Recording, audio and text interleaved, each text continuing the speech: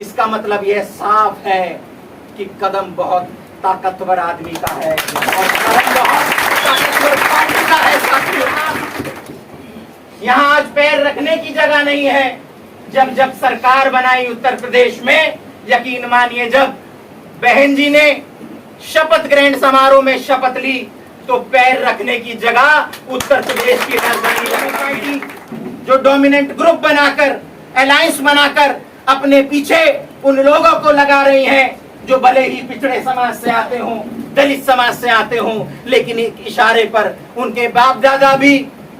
उनकी पार्टी को चलाने वाले पहले पूर्वज भी उनके पीछे खड़े हो जाते हैं और उनके पिछलग्गू हो जाते हैं। लेकिन बहन जी ने उदाहरण पेश किया कि हमने ये मेहनत तुम्हारे पीछे खड़े होने के लिए नहीं करी, हमने ये मेहनत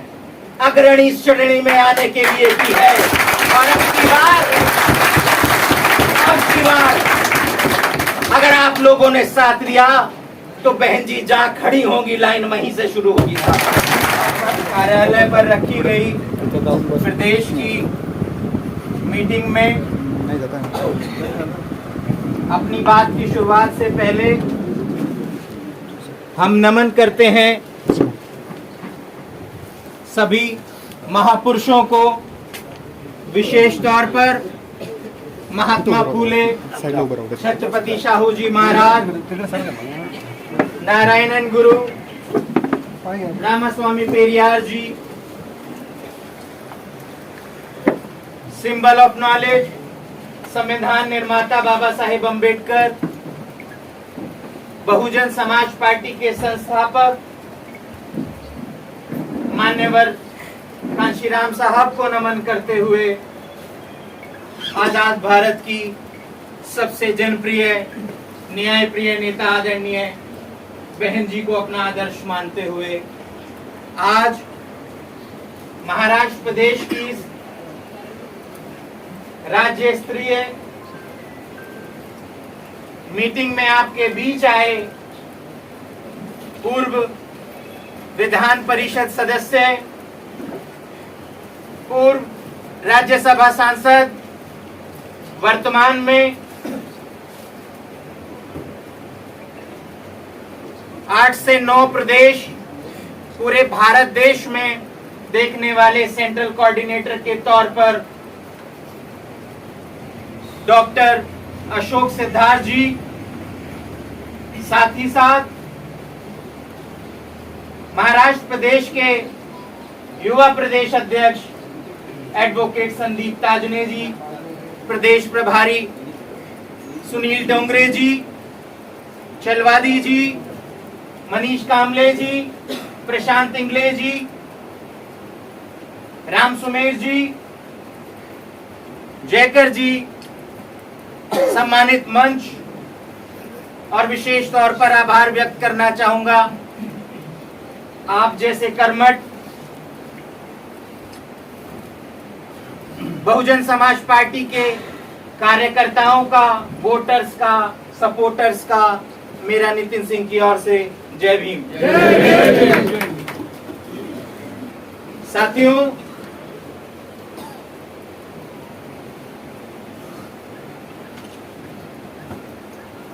एक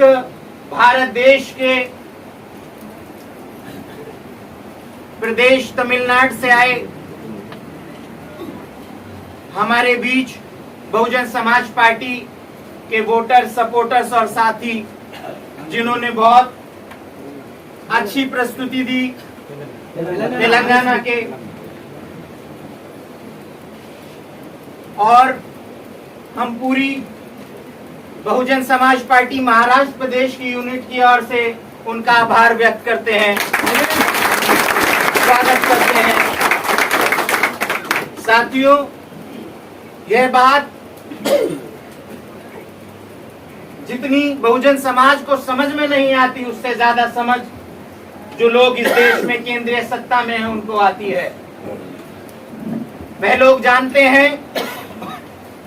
कि आपस में प्रदेश के तौर पर किसी को किसी की क्षेत्रीय भाषा, राज्य भाषा समझ में आती हो ना आती हो, लेकिन बीजेपी बहुजन समाज पार्टी के कार्यकर्ताओं और कैडर के पास एक ऐसा नारा है जो जय भीम का है और वो हर एक पार्टी के मानने वाले को समझता है। यही नारा है और यही विचारधारा है बाबा साहेब महात्मा फूले और छत्रपति शाहू जी महाराज जैसे महापुरुषों की, और आदरणीय बहन जी जैसे बहुजन समाज पार्टी के राष्ट्रीय अध्यक्ष की, जो हमें एक सूत्र में पूरे देश में बांध देती हैं। साथियों, आज की उपस्थिति यह दर्शाती है, और जो लोग हमारे सामने बैठे हैं या हमारे साथ बैठे हैं, उनसे ज्यादा महत्वपूर्ण बात यह है कि जो लोग खड़े हैं वह किसी भी कार्यक्रम को सफल बनाते हैं। ये एक उदाहरण है। साथियों, ये एक माहौल है जो आने वाले लोगों में जागरूकता और विश्वास पैदा करता है कि तुम भी इस देश के हुक्मरान एक दिन बनोगे। यह बात मैं यहां इसलिए कह रहा हूं क्योंकि यह जो हमारा प्रदेश कार्यालय है, इसमें जो उपस्थिति है, यह उपस्थिति हमें अगर हम देखते हैं तो पूरे देश में देखनी है। साथियों, अगर बात उत्तर प्रदेश की जाए तो जो माहौल आपने इस प्रदेश कार्यालय पर बनाया, उत्तर प्रदेश के लोगों ने वह माहौल उत्तर प्रदेश में 4 बार अपने प्रदेश के तौर पर बनाया। साथियों, और जिस तरह यहां आज पैर रखने की जगह नहीं है, जब सरकार बनाई उत्तर प्रदेश में, यकीन मानिए जब बहन जी ने शपथ ग्रहण समारोह में शपथ ली तो पैर रखने की जगह उत्तर प्रदेश की राजधानी लखनऊ में नहीं थी। साथियों, और यह सपना था हमारे महापुरुषों का, और विशेष तौर पर बाबा साहेब अम्बेडकर और मान्यवर कांशीराम साहब का।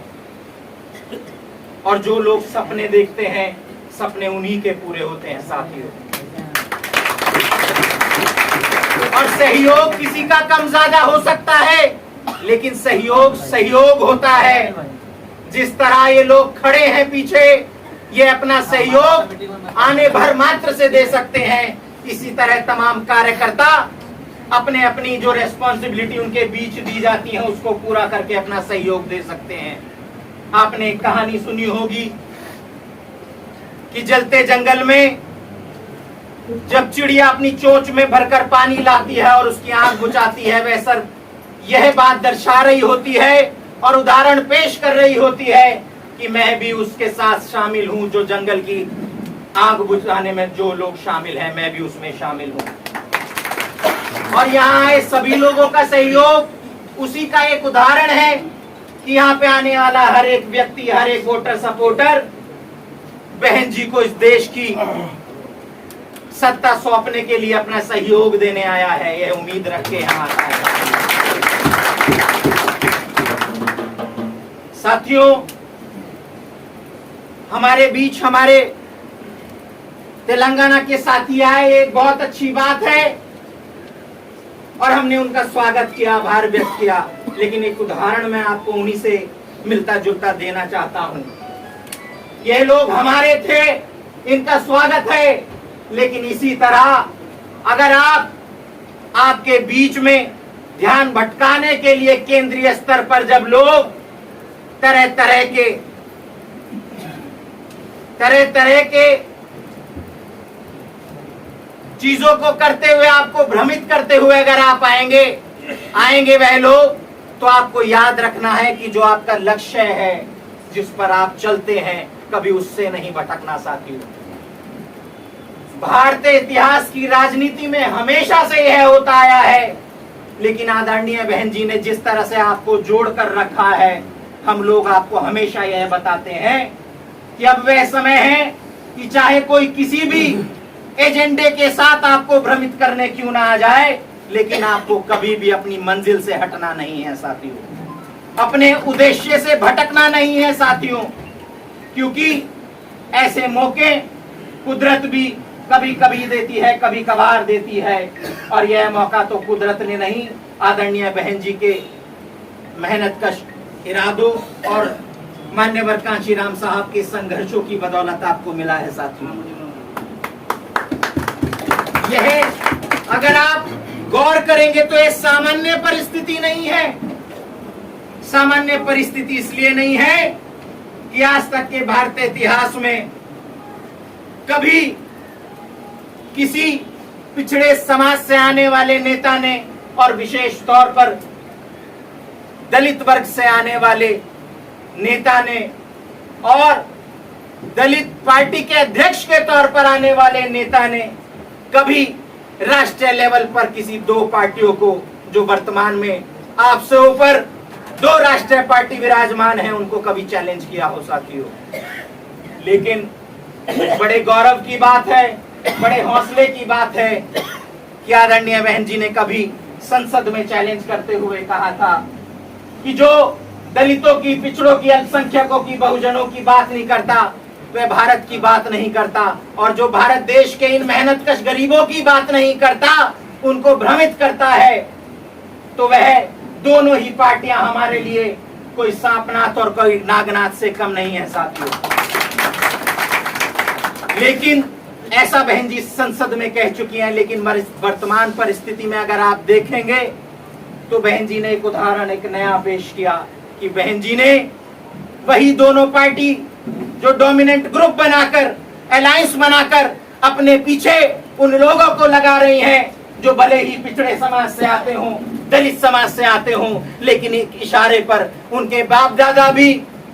उनकी पार्टी को चलाने वाले पहले पूर्वज भी उनके पीछे खड़े हो जाते हैं और उनके पिछड़कू हो जाते हैं। लेकिन बहन जी ने उदाहरण पेश किया कि हमने ये मेहनत तुम्हारे पीछे खड़े होने के लिए नहीं करी, हमने ये मेहनत अग्रणी श्रेणी में आने के लिए की है। और अब की बार अगर आप लोगों ने साथ दिया तो बहन जी जहां खड़ी होंगी लाइन वहीं से शुरू होगी। लोग आपको भ्रमित करेंगे कि इससे यह जीत जाएंगे, इससे वह जीत जाएंगे। अरे हम नहीं जानते इससे कौन जीतेगा, लेकिन हम यह जानते हैं कि इससे बहुजन समाज पार्टी का वो स्वाभिमान जीतेगा जिसकी बदौलत आदरणीय बहन जी इस देश में, भारत देश को उन्नति की रास्ते पर पहुंचा सकती हैं साथियों। विशेष दिन है, राज्य स्तरीय मीटिंग है आपके बीच मुख्य अतिथि के तौर पर। हमारे देश के सबसे ज्यादा बेहतरीन, बहन जी के सबसे ज्यादा बड़े कैडर के तौर पर आदरणीय अशोक सिद्धार्थ जी हमारे बीच में आए हैं, जिन्होंने कश्मीर से लेकर कन्याकुमारी तक इस देश में हर राज्य में कैडर दिया और हर राज्य में मेरे जैसे न जाने कितने युवाओं को तैयार किया साथियों। और विशेष बात यह है कि जब से बहुजन समाज पार्टी का गठन हुआ, यह बात मैं आपको इसलिए नहीं बता रहा हूं कि मैं उनके लिए कोई बात रख रहा हूं, यह बात मैं इसलिए बता रहा हूं कि आपको एक उदाहरण मिले कि अगर किसी पार्टी, कोई पार्टी राष्ट्रीय स्तर पर तीसरे पायदान पर इस देश में पहुंचती है, जबकि वो आर्थिक स्थिति में इतनी माली हालत में मजबूत नहीं है, तो किन लोगों के संघर्षों की बदौलत पहुंचती है, यह उदाहरण मैं आपको इसलिए दे रहा हूं। और ना सिर्फ कश्मीर से लेकर कन्याकुमारी तक कैडर दिया, साथ ही साथ हमारी राष्ट्रीय पार्टी की नेता आदरणीय बहन जी के जो गुरु रहे हैं मान्यवर कांशीराम साहब, उनकी शिष्य रही हैं आदरणीय बहन जी, और आने वाले समय में भारत देश के सबसे ज्यादा डायनामिक युवा लीडर के तौर पर आने वाले आदरणीय माननीय राष्ट्रीय कोऑर्डिनेटर आकाश आनंद जी, तीनों ही पीढ़ियों के साथ बहन जी के पूर्व सांसद राज्यसभा आदरणीय अशोक सिद्धार्थ जी ने तीनों पीढ़ियों के साथ काम किया साथियों। लेकिन आज तक इतिहास में ऐसा मौका नहीं आया जब हम इतनी ज्यादा राजनीतिक परिवर्तन के दौर में आए हूं। यह दौर सबसे ज्यादा कीमती इसलिए भी है क्योंकि एक तरफ INDIA का अलायंस है, एक तरफ NDA का अलायंस है, लेकिन ना कोई NDA की बात कर रहा है, न कोई INDA की बात कर रहा है, और ना हमारे पास पूंजीपति और कैपिटलिस्ट बहुत बहुत बड़े मीडिया ग्रुप्स हैं। लेकिन एक अचरज की बात है, वो मीडिया ग्रुप अगर सबसे ज्यादा बात कर रहे हैं तो इस बारे में कर रहे हैं कि बहन जी किसको फायदा देंगी, या बहन जी का अगला कदम क्या होगा। आप एक बात सोच कर बताइए, कभी कोई कमजोर आदमी का अगला कदम देखने की